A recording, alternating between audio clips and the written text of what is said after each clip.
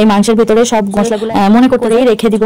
মানে মাংসটা ভিজিয়ে নিয়ে জন্য হচ্ছে আমি হচ্ছে যা একটু তেলটা বেশি করে যেটা এক দেখতে পাচ্ছেন তেল হইছে কোনটা হচ্ছে এখন একটু সুন্দর করে অলরেডি আমি হচ্ছে ঈদের প্রস্তুতি নেওয়া শুরু করে দিয়েছি। আমাদের হচ্ছে ঈদের বাজার শুরু হয়ে গেছে আর আমাদের ঘরে কিছু কিছু জিনিস ছিল না, যেমন চাল শেষ হওয়ার পথে, সেগুলো সবকিছুই আমাদের অলরেডি কেনা হয়ে গেছে।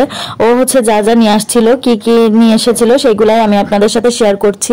আবিদ হচ্ছে সবসময় আগে আগে বাজার করতে পছন্দ করে, মানে ও কোনোভাবে কোনো একটা হেডেক নিতে পছন্দ করে না, কোনো কিছু শেষ হওয়ার আগেই হচ্ছে ও আনার চেষ্টা করে। আর আমার যেটা কাজ থাকে আমি কি করি, যেটা এক মানে থাকতে একটু যখন থাকে তখনই আমি হচ্ছে একটা কাগজে করে লিখে রাখি, যেটা যেটা শেষ হয়ে যায় তখন আমি হচ্ছে লিখে রাখি। আমার আর লিস্টটা ওইভাবে করা হয় না। যখন আমি লিস্ট করতে বসবো এই ট্রিকটা আপনারাও ফলো করতে পারেন। তখন আমি লিখতে বসবো, তখন যদি আমি এই বাজারগুলা হচ্ছে মনে করতে যাই তখন কিন্তু অনেক সময় আছে মনে থাকে না, আর অনেক সময় অনেক কিছু বাদ পড়ে যায়। কিন্তু আমার যদি যখন যেটা শেষ হওয়ার পথে তখন কিন্তু মনে থাকে। তো আমি হচ্ছে আমার কিচেনে হচ্ছে সবসময় একটা কলম আর হচ্ছে একটা খাতা রাখি, সেইখানে হচ্ছে আমি কিছু হচ্ছে যাই শেষ হয়ে যাক না কেন সেইটাই আমি লিখে রাখি। এতে করে হয় কি আমার ওইভাবে আর লিস্ট করা লাগে না যে কোনটা আমার শেষ হয়েছে কোনটা আমার আনা লাগবে, এইভাবে করে আমার লিস্ট হয় না। যখন আমার যেটা শেষ হয়ে যায় তখন আমি ওইটা লিখে রাখি, এতে আমার অনেক সুবিধা হয়। আর আমি হচ্ছে এই বাসা হচ্ছে চেঞ্জ করব, তো সেই যখন আমরা নতুন বাসায় শিফট হব তখন হচ্ছে আমি আপনাদের সাথে সব আমার কিচেন ট্যুর সবকিছুই শেয়ার করব। তো দেখতেই পাচ্ছেন আমরা কি কি কেনাকাটা করেছি। তো যেদিন হচ্ছে বাজার করা হয় সেদিন রান্নাবাড়া বাজার গোছানো হয়, সেদিন হচ্ছে রান্নাবাড়াও আর কি হয় না। এর জন্য আমি হচ্ছে তাড়াহুড়া করে মাংসটা ভিজিয়ে নিয়েছিলাম। আজ জাস্ট গরুর মাংস রান্না করব, তার আগের দিনে আবার ডাল রান্না করেছিলাম সেটাও আছে, এর জন্য গরুর মাংস রান্না করব। আমি একটু বেশি করে পেঁয়াজ দিয়েছি, পেঁয়াজ একটা বেরেস্তার মতো করে নিব, তারপরেই হচ্ছে আমি মাংসটা এর ভিতরে দিব।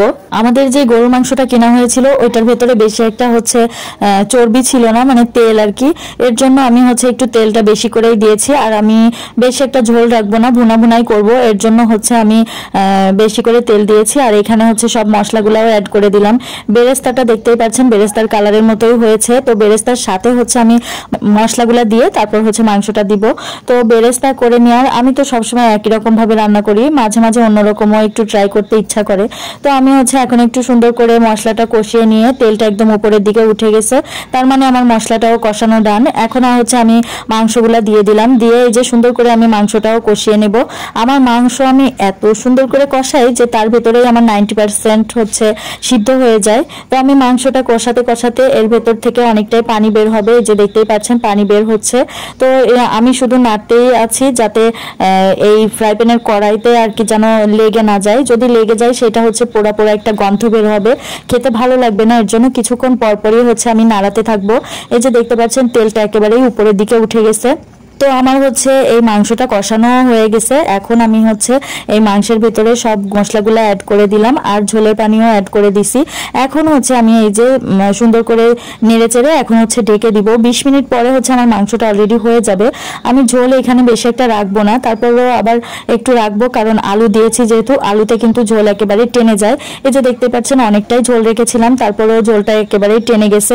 এখন আমি এইভাবে করেই রেখে দিব। তো আজকের ভিডিও এই পর্যন্তই। সবাই ভালো থাকবেন, সুস্থ থাকবেন, ইমা আবিদের সঙ্গেই থাকবেন। আসসালামু আলাইকুম, আল্লাহ হাফেজ।